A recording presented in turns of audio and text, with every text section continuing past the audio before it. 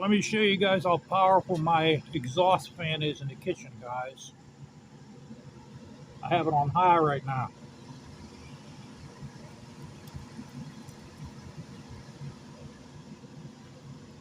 What I did is I finally got my GFI out here for the for my gutter ice melt system. And the way you test these, you have to have a tester, and you see there it says correct lighting. So I'm going to turn her upside down.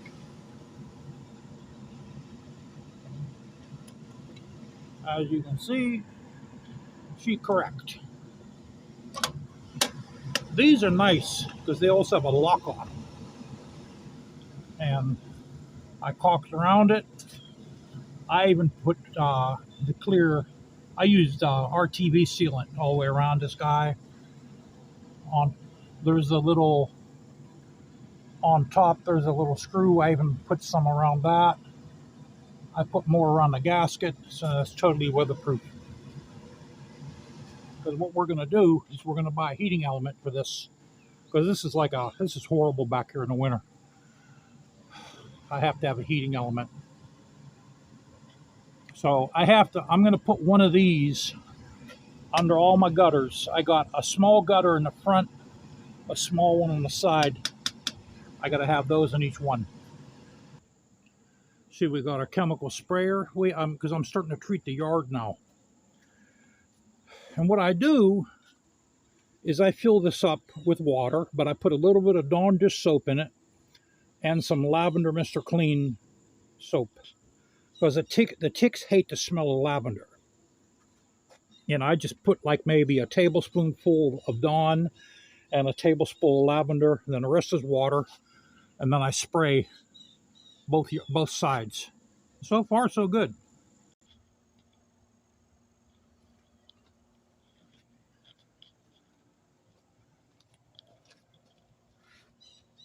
Got them on, guys.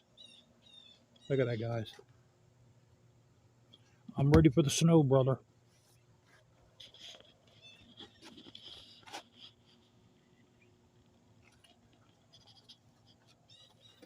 I am ready for the snow.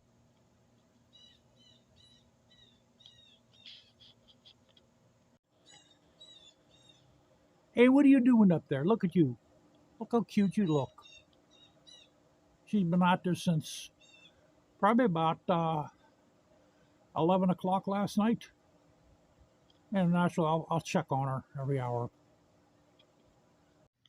Hey, guys, look at it, man. Isn't this beautiful? Beautiful machine, bro. Look at it, guys.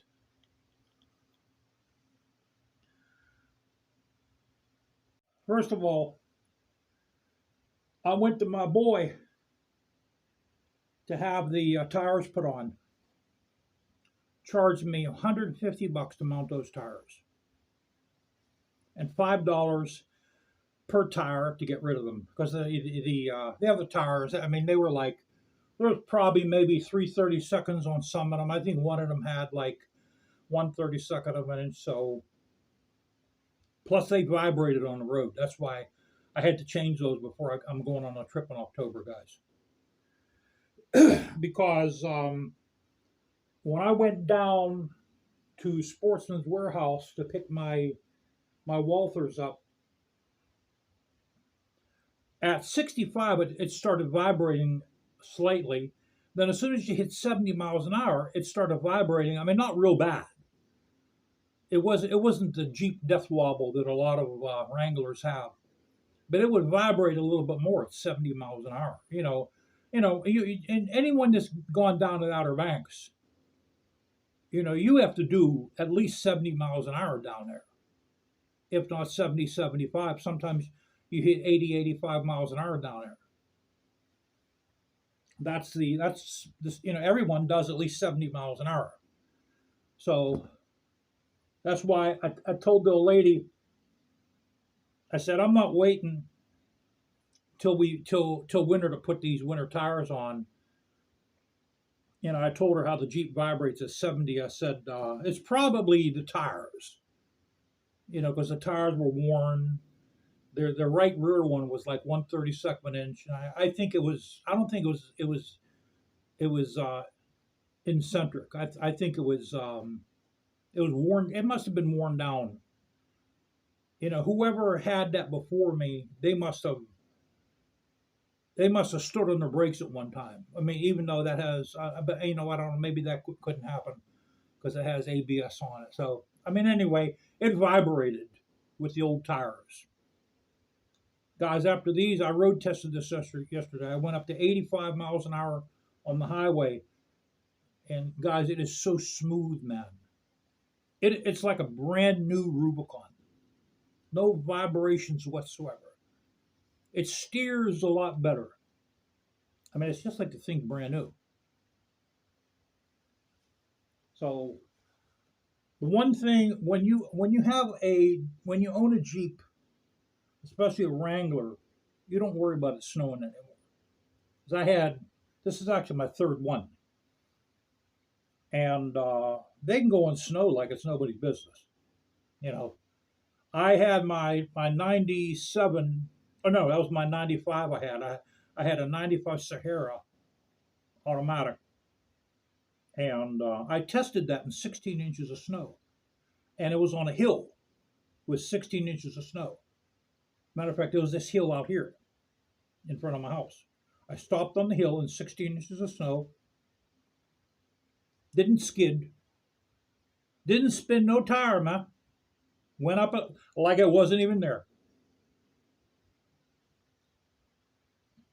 So that's the one nice. That's why I got the Jeep, because I was starting to really be tired of worrying about the snow. Because I work at night. Sometimes they don't clear the roads until like 5 in the morning. So I have to have a vehicle like that. So we got the vibration thing done. It doesn't vibrate anymore. I got that GFI in. I wired it up correctly, and I have to put another one. I have two other small gutters. I got to get one of them under each gutter, guys. But for this year, I have to buy that heating element for that rear gutter. And they're not cheap. They're not cheap. I think it's around like $90 for a heating element. I need 120 feet because the thing like zigzags on the roof eave, and then it goes through the gutter as well. So what I did is I found a gutter ice melt element calculator, and I need 120 feet. So what I had to do is I had to drill a hole through the brick with that SDS hammer drill I got, that Bosch Bulldog hammer drill. Man, I said, guys, I'll tell you what, man, if you don't have an SDS hammer drill, get one. Get one. If you do work on your house, and just a regular hammer drill, man, it ain't nothing compared to an SDS. Get yourself an SDS hammer drill. That Bosch Bulldog Extreme. That's what it's called. It's called a Bosch Bulldog Extreme SDS hammer drill. Matter of fact, I think it's called it's a Bosch, but I think it's called the Extreme Bulldog Plus or something like that. And a half-inch hole, guys, drilled through brick, probably about like 3 seconds. And then I had the wood sheathing in the house behind that. I had to go up to Home Depot and buy an 18-inch half-inch drill bit to drill through that, because I didn't have a drill bit that long. And then we fished our wire through. I also have a GFI inside our hood that's over the stove, and we hooked the line. There's a section on the GFI reads line. That's where your wire goes in. Your wires. White on silver, brass on, or black on brass. Okay. Then if you run another GFI off of a GFI, you put those into the load. because it's carrying it carries a load. It's carrying a load, in other words. So the GFI outside, I hooked into the load, and I have to go over a lot of the outlets I wired in this house. I mean, I didn't do a lot of them. I hooked a few of them up in my younger days, in my 20s, when I wasn't as smart, and just didn't give a crap how things were hooked up. I have to go over all of them. The one outside here in my driveway is a GFI. That's not grounded. I tested that with that tester I got. Then the bathroom, I put two GFIs in there. I think another one of them by the sink doesn't have a ground on it either. Just like I said, when I did these things, guys, I wasn't as smart. I was a lot younger, and I just didn't care. So if we sell this house, a housing inspector is going to check every single outlet. So that's why I got that tester. I'm going to check every single outlet in this house. Make sure everything's wired up correctly. So that's why with these GFIs, they have to have that weatherproof box on them. And they have to be, especially the ones outside. Well, I mean, all of them anyway. They have to be wired up correctly. So that's what I've been working on that GFI probably since Thursday when I come home from work. Probably since Thursday I've been doing that. I had the thing hooked up to my outdoor light. What I did is I got plastic conduit. Okay, I had it all hooked up. I drilled the holes for the box. I hooked it up.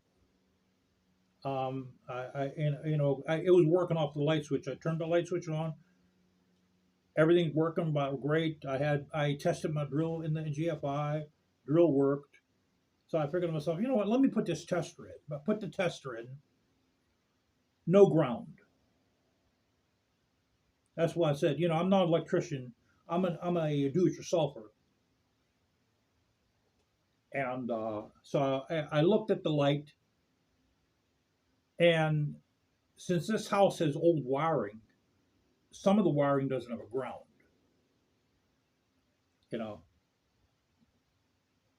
So the wire I had going outside to the light doesn't have a ground. So, okay, I got to move it. I have to have that grounded out there. So that's why I had to move it on the other side of that hood vent. Now, when I had the electrical problem here, I had the whole kitchen's rewired. And the garage is rewired, and my laundry room is rewired. So I didn't have any time to take my e-bike out or the Harley.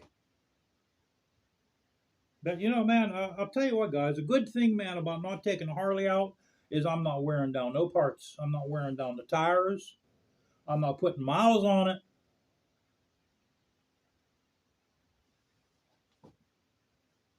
So I have to go to Glory Days.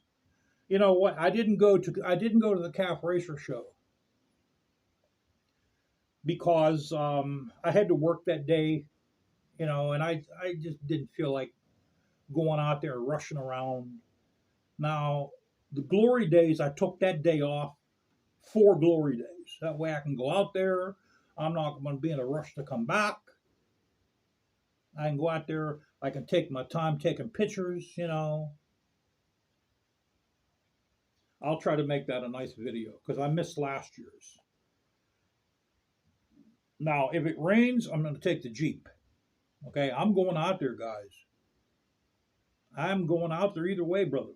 Either way, I'm going out there. I like to go out there on the bike, but if it rains, I'm taking the Jeep.